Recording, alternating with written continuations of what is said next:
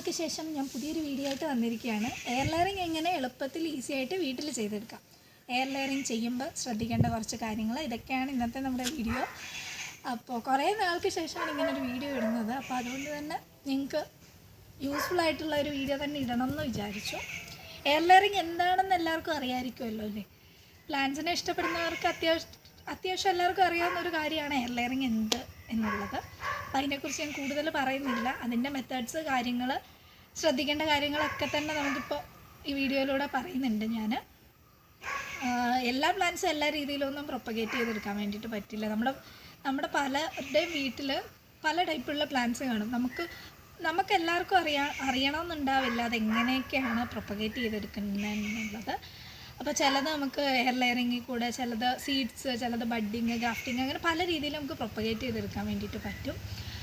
എല്ലാവർക്കും ആ രീതിയിൽ പ്രൊപ്പഗേറ്റ് ചെയ്തെടുക്കണമെന്നും എങ്ങനെ എടുക്കണമെന്നും അറിയുന്നുണ്ടാവില്ല.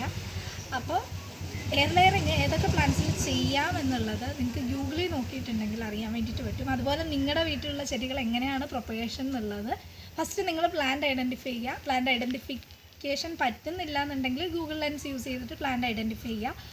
എന്നിട്ട് ആ പ്ലാന്റ് എങ്ങനെയാണ് പ്രൊപ്പഗേറ്റ് ചെയ്യുന്നതെന്ന് ഗൂഗിളിൽ സെർച്ച് ചെയ്ത് കഴിഞ്ഞാൽ അതിൻ്റെ പ്രൊപ്പഗേഷൻ മെത്തേഡ്സ് കാര്യങ്ങളൊക്കെ തന്നെ വരും. ഈ ഗോവ, പോംഗ്രാനേറ്റ്, ഫൈക്കസ് അതുപോലെയുള്ള പ്ലാന്റ്സ് എയർ ലെയറിങ്ങിൽ കൂടെയാണ് നമ്മൾ കൊമേഴ്ഷ്യലി പ്രൊപ്പഗേറ്റ് ചെയ്തെടുക്കുന്നത്. അപ്പോൾ അതെങ്ങനെയാണ് ചെയ്യേണ്ടത് എന്നതാണ് ഇന്നത്തെ നമ്മുടെ വീഡിയോ. അപ്പോൾ അതിനായിട്ട് നമ്മൾ സെലക്ട് ചെയ്തിരിക്കുന്ന പ്ലാന്റ് എന്നുള്ളത് പൗഡർ പഫാണ്. പൗഡർ പഫ് എന്താണെന്ന് പലർക്കും അറിയുന്നുണ്ടാവില്ല, എന്നാൽ പലർക്കും അറിയുന്നുണ്ടാകും. അപ്പോൾ പൗഡർ പഫ് ഏത് പ്ലാന്റാണെന്നുള്ളത് ഞാൻ സൈഡിൽ കാണിക്കാം. അപ്പോൾ ഈ കാണുന്ന പ്ലാന്റാണ് പൗഡർ പഫ് എന്ന് പറയുന്നത്. ഇത് നമുക്ക് എയർ ലെയറിങ്ങിൽ കൂടി ഈസി ആയിട്ട് പ്രൊപ്പഗേറ്റ് ചെയ്തെടുക്കാൻ വേണ്ടിയിട്ട് പറ്റും. ഇതിപ്പോൾ നമുക്ക് ഒത്തിരി പ്രായമാവാത്ത പ്ലാന്റാണ്, പിന്നെ അധികം ചില്ലകളും ഇല്ല ഇതിന്. നമ്മൾ എയർ ലെയറിങ് ചെയ്യുമ്പോൾ കൂടുതൽ ചില്ലകളുള്ള പ്ലാന്റ്സ് സെലക്ട് ചെയ്യുക. അതുപോലെ തന്നെ hard wood, semi hard wood അങ്ങനെയുള്ള കമ്പുകൾ മാത്രം സെലക്ട് ചെയ്യുക. സോഫ്റ്റ് വുഡിൽ അധികം ആരും ലെയറിങ് ചെയ്യാറില്ല. സെമി ഹാർഡ് വുഡ് എന്താ, സോഫ്റ്റ് വുഡ് എന്താ, ഹാർഡ് വുഡ് എന്താണെന്ന് വെച്ചിട്ടുണ്ടെങ്കിൽ, ഹാർഡ് വുഡ് എന്ന് വെച്ചിട്ടുണ്ടെങ്കിൽ ഒരു 1 ഇയറിന് മേലെ പ്രായം ഉണ്ടാവും. അതേസമയം സോഫ്റ്റ് വുഡ് എന്നുണ്ടെങ്കിൽ ചെറിയ ഒരു നമ്മൾ പുതിയതായിട്ട് കിളിച്ച് വരുന്ന ആ ഒരു കമ്പില്ല, അതിനെയാണ് സോഫ്റ്റ് വുഡ് എന്ന് പറയുന്നത്. സെമി ഹാർഡ് വുഡ് എന്ന് വെച്ചാൽ ഇതിൻ്റെ ഒരു മീഡിയം റേഞ്ചിൽ വരുന്നത്. പിന്നെ അതുപോലെ തന്നെ പിന്നെ ഇതിൻ്റെ പ്ലാന്റിൻ്റെ ഹെൽത്തി ഒരു പ്ലാന്റ് ആയിരിക്കണം നമ്മൾ സെലക്ട് ചെയ്യുന്നുണ്ടാവുക. ഡിസീസ് അറ്റാക്കോ പെസ്റ്റ് അറ്റാക്കോ ഒന്നും ഇല്ലാത്തത് മാക്സിമം സെലക്ട് ചെയ്യുക. പിന്നെ വേറൊരു ഏറ്റവും ഇമ്പോർട്ടൻ്റ് ആയിട്ടുള്ള കാര്യം എന്താണെന്ന് വെച്ചിട്ടുണ്ടെങ്കിൽ, ആദ്യത്തെ പരീക്ഷണത്തിന് പോയി നമ്മുടെ വില കൂടിയ പ്ലാന്റോ അല്ലെങ്കിൽ ഇതുപോലെ 2-3 ചില്ലയുള്ള പ്ലാന്റോ പോയിട്ട് ടെസ്റ്റ് ചെയ്യാതിരിക്കുക. എളുപ്പമുള്ള പ്ലാന്റ് ഇപ്പോൾ പേരയ്ക്ക എന്നൊക്കെ പറയുന്നത് നമ്മുടെ വീട്ടിലുണ്ടെങ്കിൽ അതിന് കുറേ ചില്ലകളൊക്കെ കാണും, കുറേ വർഷം പഴക്കമുള്ളത്. അപ്പോൾ അതിൻ്റെ ഒരു ചില്ലയിൽ പോയിട്ട് നമ്മൾ എയർ ലെയറിങ് ചെയ്ത് നോക്കുക. അതൊക്കെ എന്ന് പറയുമ്പോൾ ഇനി സപ്പോസ് അത് സക്സസ് ആയില്ലെങ്കിലും നമുക്ക് ആ ചില്ലേ ഉള്ളൂ. അതേസമയം ഈ ഒരു ചെടി എന്നൊക്കെ പറയുന്ന ആകെ 2-3 കമ്പേ ഉള്ളൂ. ഇതിൽ നമ്മൾ ഒരു 2-3 കമ്പിൽ പോയിട്ട് എയർ ലെയറിങ് ചെയ്തിട്ടുണ്ടെന്നുണ്ടെങ്കിൽ സക്സസ് ആയില്ലെങ്കിൽ അത് ഹോൾ പ്ലാന്റ് നാശമായി പോവുകയുള്ളൂ. അതുകൊണ്ട് ഫസ്റ്റിൽ തന്നെ നിങ്ങൾ ടെസ്റ്റിങ്ങിൽ പോയിട്ട് ഇതുപോലുള്ള ചെടികളിൽ ആദ്യം പോയി പരീക്ഷിക്കാതിരിക്കുക. ആദ്യം ഇതുപോലെ നോർമലായിട്ടുള്ള ചെടിയിൽ പരീക്ഷിച്ച് സക്സസ്ഫുൾ ആയതിനു ശേഷം മാത്രം ബാക്കിയുള്ള ചെടികളിൽ പരീക്ഷിച്ച് നോക്കുക. ഈ എയർ ലെയറിങ് ചെയ്യാൻ വേണ്ടിയിട്ട് നമുക്ക് വേണ്ടുന്ന കുറച്ച് കാര്യങ്ങൾ എന്താണെന്ന് വെച്ചിട്ടുണ്ടെങ്കിൽ, ഇതുപോലെയുള്ള ട്രാൻസ്പെറൻ്റ് ആയിട്ടുള്ള ഒരു ഷീറ്റ് വേണം. ഇത് നമ്മുടെ എല്ലാവരുടെ വീട്ടിലും ഉണ്ടാവുമല്ലോ. പിന്നെ ഇതുപോലെ ഒരു നൈഫ്, നമ്മൾ നോർമലി കിച്ചണിലൊക്കെ യൂസ് ചെയ്യുന്ന ഒരു നൈഫ് മതിയാകും. പിന്നെ ഇതുപോലെയുള്ളൊരു ചരട് വേണം. ഈ റോപ്പ് നമ്മൾ സെലക്ട് ചെയ്യുമ്പോൾ നല്ല മുറുക്ക കെട്ടാൻ പറ്റുന്ന റോപ്പ് സെലക്ട് ചെയ്യുക. നമ്മൾ ഈ ചില റോപ്പുകളൊക്കെ ഇല്ലേ ഈ പ്ലാസ്റ്റിക്കിൻ്റെ, അതൊക്കെ നമുക്ക് അത്രയും മുറുക്ക നമുക്കത് കെട്ടാൻ വേണ്ടിയിട്ട് പറ്റിയെന്ന് വരില്ല. അപ്പോൾ അതുകൊണ്ട് തന്നെ മുറുക്ക കെട്ടാൻ പറ്റുന്ന നല്ലൊരു റോപ്പ് സെലക്ട് ചെയ്യുക. പിന്നെ നമ്മൾ എടുത്തിരിക്കുന്നതെന്ന് വെച്ചിട്ടുണ്ടെങ്കിൽ കൊക്കോ പീറ്റാണ്. നോർമലി എയർ ലെയറിങ് ചെയ്യുമ്പോൾ സ്പാഗ്നമോസാണ് യൂസ് ചെയ്യാറുള്ളത്, അല്ലെങ്കിൽ അതുപോലെയുള്ള മീഡിയാസാണ്. ഇപ്പോൾ എല്ലാവരുടെ കയ്യിലും സ്പാഗ്നമോസ് ഉണ്ടാവണമെന്നില്ല, അതുകൊണ്ടാണ് നമ്മൾ കൊക്കോ പീറ്റ് യൂസ് ചെയ്യുന്നത്. പിന്നെ അതുപോലെ തന്നെ നമ്മൾ കുറച്ച് വെള്ളം എടുക്കണം. ഇത്രയും മാത്രം മതി നമ്മൾ എയർ ലെയറിങ് ചെയ്യാൻ വേണ്ടിയിട്ട്. അപ്പോൾ നമുക്ക് എങ്ങനെയാണ് ചെയ്യുന്നത് നോക്കാം അല്ലേ? അപ്പോൾ നമ്മൾ അതിന് വേണ്ടുന്ന ഒരു സ്റ്റെമ്മ് സെലക്ട് ചെയ്തിട്ടുണ്ട്. ഞാൻ ഓൾറെഡി പറഞ്ഞല്ലോ ഇതിനാകെ 3 കമ്പ് മാത്രമേ ഉള്ളൂ. ഇതൊരു സെമി ഹാർഡ്വുഡ് ആയിട്ടുള്ള ഒരു കമ്പാണ്. ഓൾമോസ്റ്റ് ഒരു 6 months ഒക്കെ ഏജേ കാണുള്ളൂ ഇതിന്. അപ്പം അങ്ങനെ ഒരു കമ്പാണ് സെലക്ട് ചെയ്തിരിക്കുന്നത്. ഇതിന് ഇതുപോലെ ഒരു ബ്രൗണിഷ് കളറ് ഉണ്ടായിരിക്കണം, ഫുള്ള് ഗ്രീൻ കളറായിരിക്കരുത്. ഇതിപ്പോൾ ഞാൻ കൂടുതൽ സയൻറ്റിഫിക്കലി പറഞ്ഞിട്ടുണ്ടെങ്കിൽ നിങ്ങൾക്കൊന്നും മനസ്സിലാവില്ല, അതുകൊണ്ടാണ് ഞാനിങ്ങനെ നാടൻ രീതിയിൽ പറയണത്. ഇതിങ്ങനെ കൂടുതൽ പച്ച കളറുള്ളത് നോക്കിയിട്ടെടുക്കരുത്. ഇങ്ങനെ ഒരു ചെറിയ ബ്രൗണിഷ് കളറ് എങ്കിലും ഉണ്ടായിട്ടുള്ള കമ്പ് മാത്രമേ സെലക്ട് ചെയ്യാൻ വേണ്ടിയിട്ട് പാടുള്ളൂ. അപ്പോൾ ഇങ്ങനെ ഒരു കമ്പ് നമ്മൾ സെലക്ട് ചെയ്തിട്ടുണ്ട്. ഇനി നമ്മളിതിൻ്റെ ഒരു 30 സെൻറ്റിമീറ്റർ, അപ്പോൾ 30 സെൻറ്റിമീറ്റർ കറക്റ്റ് അളക്കണമെന്നില്ല, പിന്നെ നിങ്ങൾ ആദ്യമായിട്ട് ചെയ്യുമ്പോൾ വേണമെങ്കിൽ അളന്നോളൂ. 30 സെൻറ്റിമീറ്റർ എന്ന് പറയുമ്പോൾ ഓൾമോസ്റ്റ് ഈ ഒരു ഭാഗം വരെ ഇവിടെയാണ് നമ്മൾ ലെയറിങ് ചെയ്യാൻ വേണ്ടിയിട്ട് പോകുന്നത്. അപ്പോൾ ചെയ്യുന്നതിന് മുമ്പ് നമ്മൾ ആദ്യം തന്നെ ഇതിൻ്റെ പരിസരത്തുള്ള ആ ഒരു ഭാഗത്തുള്ള ഇതുപോലുള്ള കമ്പുകളൊക്കെ മുറിച്ച് മാറ്റുകയാണ് ചെയ്യേണ്ടത്. അപ്പോൾ നമ്മൾ ഇവിടെയാണല്ലോ ചെയ്യുന്നത്, അപ്പോൾ ഫസ്റ്റ് ഇതിൻ്റെ ഈ ഒരു കമ്പ് മുറിച്ച് മാറ്റി, അല്ല ഇവിടെ ഞാൻ കമ്പ് മുറിച്ച് മാറ്റുന്നുണ്ട്.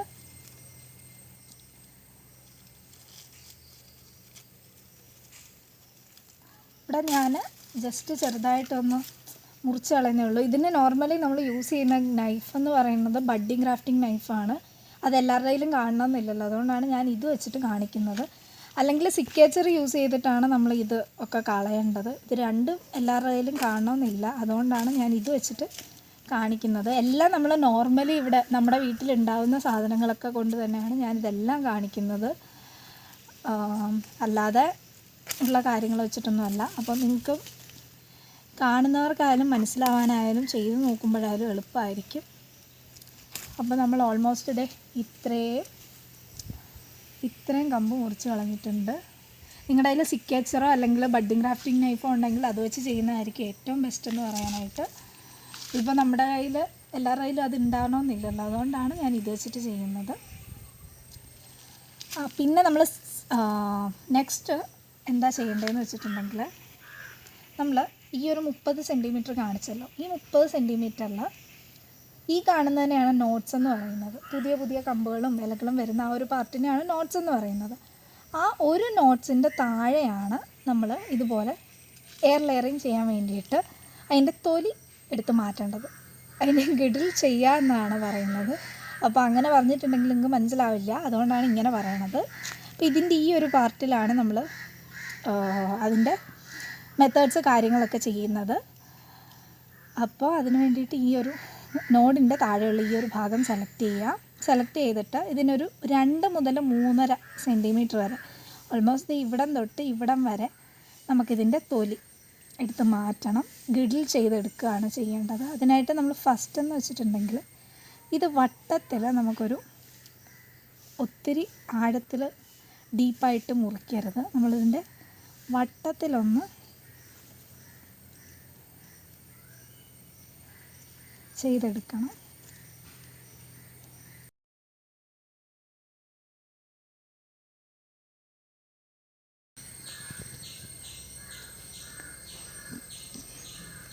കണ്ടില്ലേ, ഇതുപോലെ വരും. കണ്ടില്ലേ, ഇപ്പോൾ ഇത് നമുക്ക് ഇതിൻ്റെ ഒരു അകഭാഗം കാണാൻ പറ്റുന്നില്ലേ, ആ രീതിയിൽ വരണം. ഇതിപ്പോൾ നമ്മളതിൻ്റെ ആ ഒരു ബാർക്ക് റീജിയൻ അല്ലെങ്കിൽ ആ തൊലി വരുന്ന ആ ഒരു റീജിയൻ മാത്രമേ നമ്മളങ്ങനെ മാറ്റിയെടുത്തിട്ടുള്ളൂ. കണ്ടില്ലേ, ഇപ്പോൾ ഞാൻ ഈ പറഞ്ഞ രീതിയിൽ നമ്മളിതിൻ്റെ ആ ഒരു ബാർക്ക് റീജിയൻ റിമൂവ് ചെയ്തിട്ടുണ്ട്. ഇതുപോലെ നല്ല വൃത്തിക്ക് റിമൂവ് ചെയ്തെടുക്കണം. നമുക്ക് തുടക്കത്തിൽ ഫസ്റ്റിൽ തന്നെ ഇങ്ങനെ ചെയ്തെടുക്കാൻ പറ്റിയെന്ന് വരില്ല. കുറച്ചൊരു 2-3 വട്ടം എക്സ്പീരിയൻസ് ആകുമ്പോൾ നമുക്കിങ്ങനെ ഈസി ആയിട്ട് ചെയ്യാൻ വേണ്ടിയിട്ട് പറ്റും. ശ്രദ്ധിച്ച് ചെയ്ത് കഴിഞ്ഞാൽ നമുക്ക് ഫസ്റ്റ് അറ്റംപ്റ്റിൽ തന്നെ ഇങ്ങനെ ചെയ്തെടുക്കാൻ വേണ്ടിയിട്ട് പറ്റും.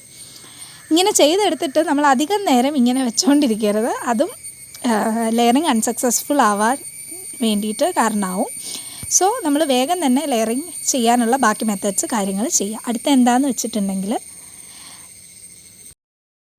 നമ്മൾ ഇതുപോലെ കമ്പ് എടുത്തിട്ട് കൊക്കോ പീറ്റും മണ്ണും നമ്മൾ മിക്സ് ചെയ്ത് വെച്ചിട്ടുണ്ട്. കൊക്കോ പീറ്റ് മാത്രമായിട്ട് നമുക്ക് യൂസ് ചെയ്യാം. ഇവിടെ ഞാൻ കുറച്ച് മണ്ണൂടെ യൂസ് ചെയ്യുന്നുണ്ട്. മിക്സ് ചെയ്തിട്ട് നമ്മുടെ വെള്ളത്തിൽ ചേർത്ത് ഒന്ന് മിക്സാക്കിയിട്ട് ഇതുപോലെ ആ കമ്പിന് ചുറ്റും ഒന്ന് വെച്ച് പ്രസ് ചെയ്ത് കൊടുക്കുക. അധികം എടുക്കാൻ പാടില്ല, എന്നാൽ തീരെ കുറച്ചും എടുക്കാൻ പാടില്ല. ഈ ഒരു കറക്റ്റ് അത് ഫുള്ള് കവറാക്കി വരുന്ന രീതിയിൽ തന്നെ അത്രയും മീഡിയം നമ്മൾ എടുക്കണം. എന്നിട്ട് നല്ല രീതിക്കൊന്ന് പ്രസ് ചെയ്ത് കൊടുക്കുക. മണ്ണും കൂടെ ഉള്ളത് കൊണ്ട് തന്നെ അത് കറക്റ്റായിട്ട് ആ ഒരു ഷേപ്പിൽ നിന്നോളും. നമ്മൾ റെഡ് സോയിലാണ് കൊക്കോപീറ്റിൻ്റെ കൂടെ യൂസ് ചെയ്തിട്ടുള്ളത്. അതും അധികം എടുത്തിട്ടില്ല.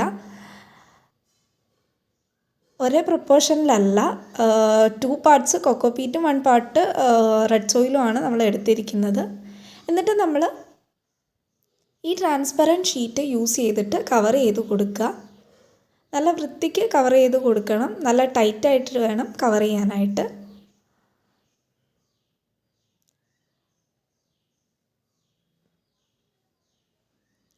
ഒരു 2-3 ചുറ്റ് ഇതുപോലെ ചുറ്റിയെടുക്കുക. കാരണം അതിനകത്തേക്ക് പിന്നെ വേറെ മോയ്സ്ചർ കണ്ടൻറ്റ് ഒന്നും തന്നെ, അല്ലെങ്കിൽ ഫംഗൽ അറ്റാക്കോ അല്ലെങ്കിൽ പെസ്റ്റ് അറ്റാക്കോ ഒന്നും തന്നെ വരാൻ പാടില്ല. അതുകൊണ്ട് തന്നെ നമ്മൾ വളരെ കെയർഫുള്ളായിട്ട് വേണം ഇത് ചെയ്യാൻ വേണ്ടിയിട്ട്. എന്നിട്ട് നമ്മൾ ഇതുപോലെ നമ്മൾ എടുത്തു വെച്ചിരുന്ന ചരടില്ലേ, ആ ചരട് വെച്ചിട്ട് നന്നായിട്ട് കെട്ടിക്കൊടുക്കുക. തുടക്കത്തിലും അവസാനത്തിലും ആണ് ഇപ്പോൾ കെട്ടിക്കൊടുക്കുന്നത്. മുറുക്കെ തന്നെ കെട്ടിക്കൊടുക്കണം.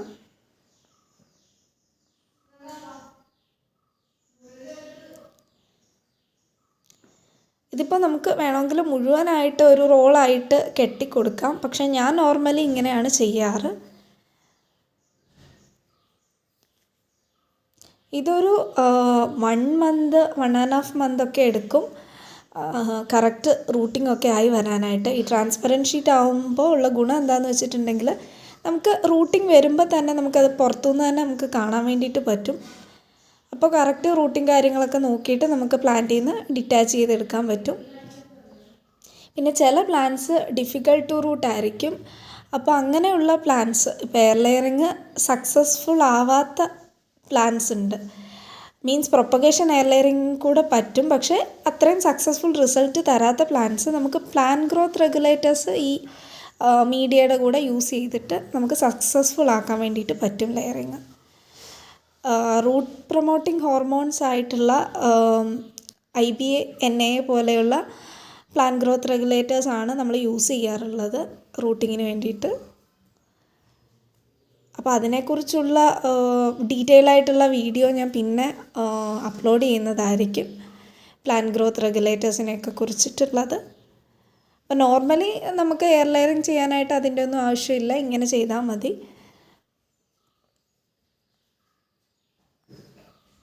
അപ്പോൾ ഫൈനലി ഇതേപോലെയാണ് നമ്മൾ ചെയ്തെടുക്കേണ്ടത്. ഫൈനലി നമ്മളിപ്പോൾ ഇത് ചെയ്ത് കഴിഞ്ഞിരിക്കുകയാണ്. ചെയ്ത് കഴിഞ്ഞിട്ട് ഇതാ ഇങ്ങനെയാണ് ഇരിക്കുക. അപ്പോൾ എയർ ലെയറിങ് ചെയ്യുമ്പോൾ ശ്രദ്ധിക്കേണ്ട കുറച്ച് കാര്യങ്ങൾ ഞാൻ ചെയ്യുമ്പോൾ തന്നെ പറഞ്ഞിട്ടുണ്ടായിരുന്നു.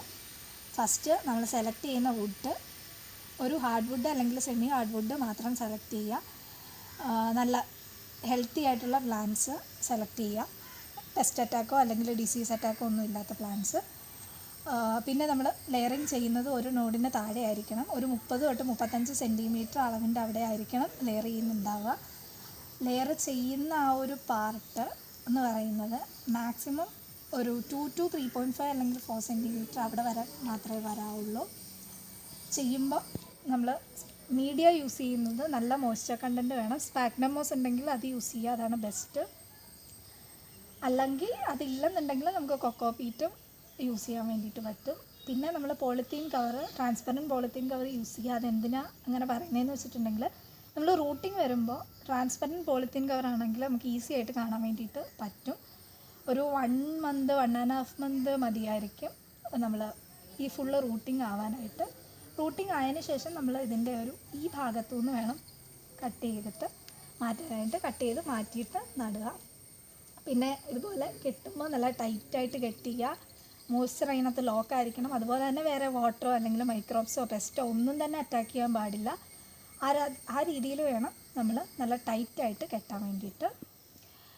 പിന്നെ എന്താണ്, അപ്പോൾ ഇതുപോലെയുള്ള കാര്യങ്ങളാണ് നമ്മൾ എയർ ലെയറിങ് ചെയ്യുമ്പോൾ ശ്രദ്ധിക്കാനുള്ളത്. അങ്ങനെയുള്ള ബാക്കിയുള്ള കാര്യങ്ങൾ ഞാൻ ഫസ്റ്റ് തന്നെ പറഞ്ഞിട്ടുണ്ട്. അപ്പോൾ ഇനിയും നിങ്ങൾക്ക് എന്തെങ്കിലും ഈ എയർ ലെയറിങ് ചെയ്യുന്നതിനെക്കുറിച്ച് എന്തെങ്കിലും ഡൗട്ടോ കാര്യങ്ങളോ ഉണ്ടെങ്കിൽ കമൻറ്റ് സെക്ഷനിൽ ചോദിക്കുക, ഞാനതിന് റിപ്ലൈ തരുന്നതായിരിക്കും. പിന്നെന്താ, അപ്പോൾ ഇത്രയേ ഉള്ളൂ ഇന്നത്തെ വീഡിയോ. ഇനിയും ഇതുപോലെയുള്ള കുറച്ച് പ്രൊപ്പഗേഷൻ ടെക്നിക്സും കാര്യങ്ങളും ഒക്കെ തന്നെ ഞാൻ വീഡിയോ ആക്കിയിട്ട് ഇടാൻ വേണ്ടിയിട്ട് ഉദ്ദേശിക്കുന്നുണ്ട്. ഞാനിപ്പോൾ എഡ്യൂക്കേഷൻ്റെ കുറച്ച് ഭാഗമായിട്ട് വീട്ടിലില്ല, അതുകൊണ്ട് തന്നെയാണ് ഇങ്ങനെ കണ്ടിന്യൂസ് ആയിട്ട് വീഡിയോസും കാര്യങ്ങളും ഒന്നും ഇടാൻ വേണ്ടിയിട്ട് പറ്റാത്തത്. അപ്പോൾ ഞാൻ മാക്സിമം ഇനിയും ഇതുപോലെയുള്ള വീഡിയോസ് ഇടാൻ വേണ്ടിയിട്ട് ശ്രമിക്കാം. ഇനിയും ഇതുപോലെയുള്ള ഗാർഡൻ റിലേറ്റഡ് വീഡിയോസ് കാണാൻ വേണ്ടിയിട്ട് നമ്മുടെ ചാനൽ സബ്സ്ക്രൈബ് ചെയ്യുക. അതുപോലെ തന്നെ ഗാർഡൻ റിലേറ്റഡ് വീഡിയോസും കാര്യങ്ങളും ഒക്കെ ഇഷ്ടപ്പെടുന്ന ഫ്രണ്ട്സ് റിലേറ്റീവ്സും ഒക്കെ ഉണ്ടെങ്കിൽ അവർക്കും ഇതൊക്കെ ഒന്ന് ഷെയർ ചെയ്ത് കൊടുക്കുക. പിന്നെ നമ്മുടെ ചാനൽ ഇതുവരെ സബ്സ്ക്രൈബ് ചെയ്തിട്ടില്ലെങ്കിൽ ഇനിയും ഇതുപോലെയുള്ള അടിപൊളി വീഡിയോസിനായിട്ട് നമ്മുടെ ചാനൽ സബ്സ്ക്രൈബ് ചെയ്യുക. Okay, bye bye.